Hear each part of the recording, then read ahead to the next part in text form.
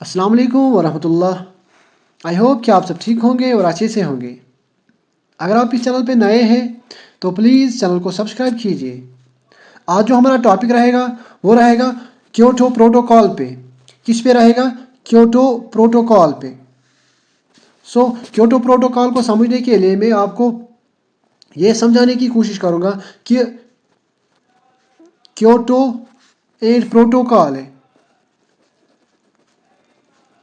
अब ये क्योटो क्या है? क्योटो एक जगह है, कहाँ पे? जापान में। ओके, ये आप याद रखिएगा। अब ये प्रोटोकॉल क्या होता है? प्रोटोकॉल मीन्स प्रोटोकॉल हम एक मीटिंग होती है और उसमें कुछ रूल्स को सेट किया जाता है। ओके, प्रोटोकॉल हम किसको कहते हैं? एक मीटिंग को कहते हैं। जहाँ पर एक मीटिंग हो और वहाँ पर कुछ रूल्स को सेट किया जाता है, उसको हम कहते हैं प्रोटोकॉल। अब क्योटो प्रोटोकॉल मीन्स क्योटो एक जगह है जापान में एक मीटिंग हुई थी। ओके, और वहाँ पर कुछ रूल्स को सेट किया गया था। ओके, वो कौन से रूल्स थे वो हम आगे पढ़ेंगे। ओके, अब आ गया समझ क्योटो प्रोटोकॉल क्या होता है। ओके, फर्स्ट वन की तरफ हम जाएंगे।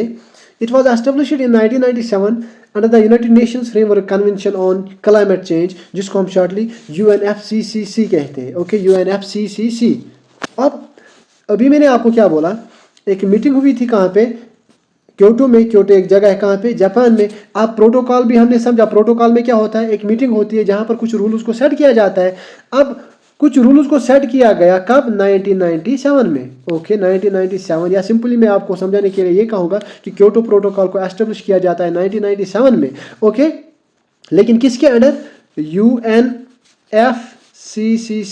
UNFCCC। ओके, उसके बाद क्या है? It is a global agreement which has set targets for industrialized states to cut their greenhouse gas emission. अब इसमें क्या कहा गया? अब ये याद रखने की ज़रूरत है, जो क्योटो प्रोटोकॉल था जिसको एस्टेब्लिश किया गया 1997 में, इसमें क्या कहा गया? जो भी इंडस्ट्रियलाइज्ड कंट्रीज़ है, या जिनको हम डेवलप्ड कंट्रीज़ कहते हैं, डेवलप्ड कंट्रीज़ ही के पास क्या होगा? इंडस्ट्रीज़ होगी।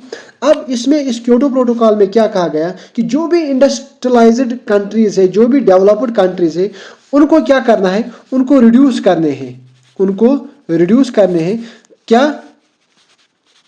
ग्रीन हाउस गैसेस, ये आप याद रखिएगा। अब ये यहाँ पर ऑब्जेक्टिव बन सकता है कि क्योटो प्रोटोकॉल में क्या कहा गया। सिंपली क्योटो प्रोटोकॉल में क्या कहा गया कि हमें क्या करने हैं? रिड्यूस करना है ग्रीन हाउस गैस। या बात किसकी की गई? ग्रीन हाउस गैस की। ओके, आई होप ये आपको समझ आ गया होगा। अब मैंने आपको समझाने के लिए यहाँ पर कुछ एग्जाम्पल्स को मेंशन किया है। पहली एग्जाम्पल जो है ग्रीन हाउस गैस की, ये सच हार्मफुल गैसेस।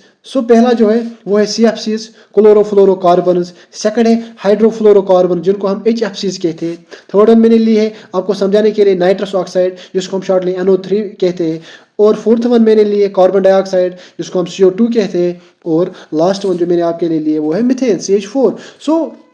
आई होप ये आपको समझ आ गया होगा कि क्योटो प्रोटोकॉल क्या था। क्योटो प्रोटोकॉल को एस्टेब्लिश किया जाता है 1997 में अंडर UNFCCC। ओके, और ये ग्लोबल एग्रीमेंट था जिसमें ये कहा गया कि जो भी डेवलप्ड कंट्रीज है उनको क्या करना है? उनको ये करना है कि उनको रिड्यूस करने हैं क्या? Green house gas. ओके, और एग्जाम्पल मैंने भी आपको दी यहाँ पर कि ग्रीन हाउस गैस की कुछ एग्जांपल्स मैंने यहाँ पर मेंशन की थी आपको समझाने के लिए। एट लास्ट, अगर ये टॉपिक आपको समझ आ गया होगा प्लीज़ चैनल को सब्सक्राइब कीजिए। थैंक्स।